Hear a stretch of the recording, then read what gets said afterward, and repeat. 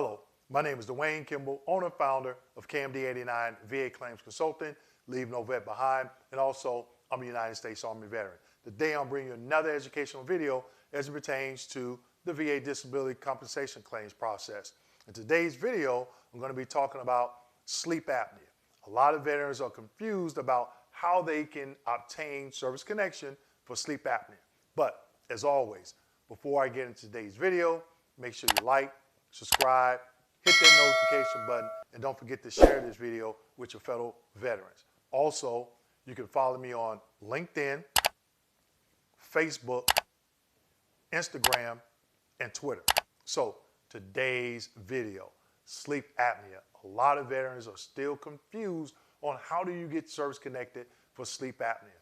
And some of the things that I've been seeing or hearing from veterans, the first mistake I think veterans are making is, and I've heard several veterans state this, hey Dwayne, I went to VA Medical Center under Veterans Healthcare Administration, VHA, and I took a sleep study.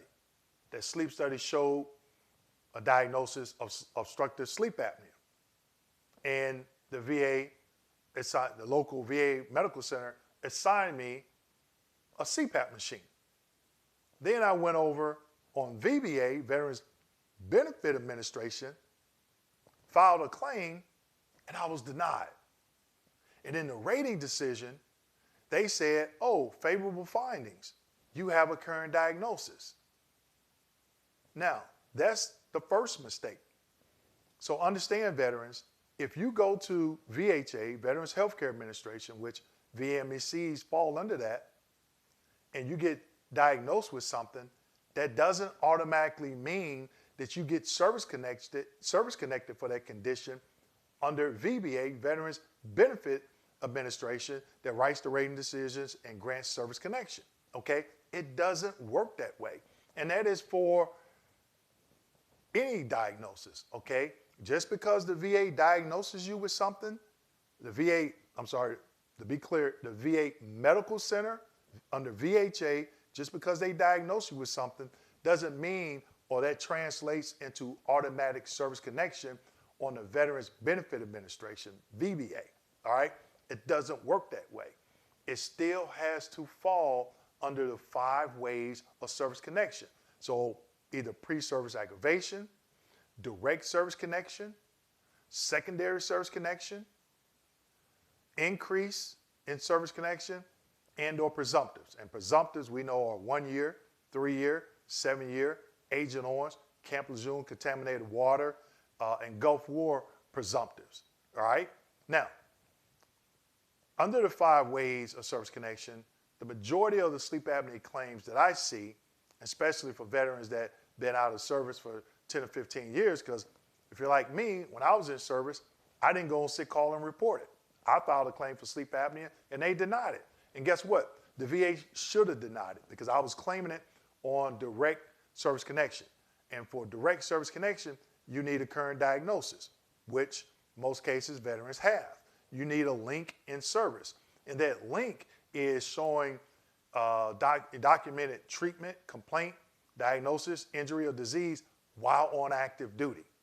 And then you go to a C&P exam, and the doctor provides a nexus, okay? That link between the current diagnosis and the treatment and service. Sometimes it's negative, sometimes it's a positive opinion, okay? But that's direct service connection.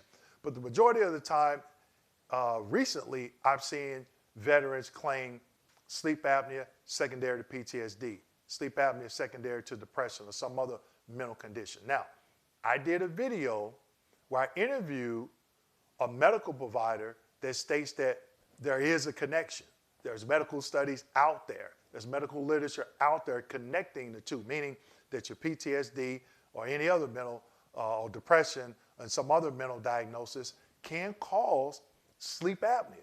Now, if you go to a VA CMP third-party contractor, 9.9 of the times out of 10, they're going to say that it's not, okay? So veterans, they'll go out and they'll get another medical opinion from a private physician, which is your right as a veteran. They'll complete the DBQ and or the nexus statement, send it in to the VA. Now, what we've been seeing in the past, I would say 6 to 10 months, when veterans submit an actionable and sufficient DBQ, you have some VA employees utilizing it to rate with that evidence and grant the benefit, and we've seen other VA employees refuse to use it. And they'll say, we want you to go see the VA doctor, which we know majority of the time in these cases, they're going to say no, okay? But I've talked about in some other videos where veterans will have to make that decision to go or not to go. I don't tell veterans they should or they shouldn't, but I educate veterans on if they go, what could happen, the pros and cons for that. And if they don't go, what are the pros and cons for that? And if they get denied, how can they be successful in winning their appeal / high-level review, okay?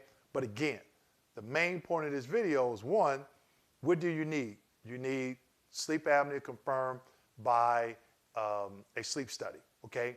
2, stop thinking that you since you got diagnosed at the VA hospital, you can go to the benefit side of the VA and it's automatically service connected.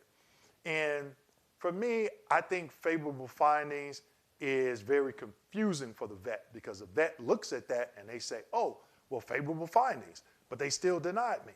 So I'm going to link the previous interview that I did with the nurse practitioner and another video that one of my employees provided or explained favorable findings, so veterans can understand what it is. You're just thinking, hey, favorable, so why is it my service-connected condition outcome favorable?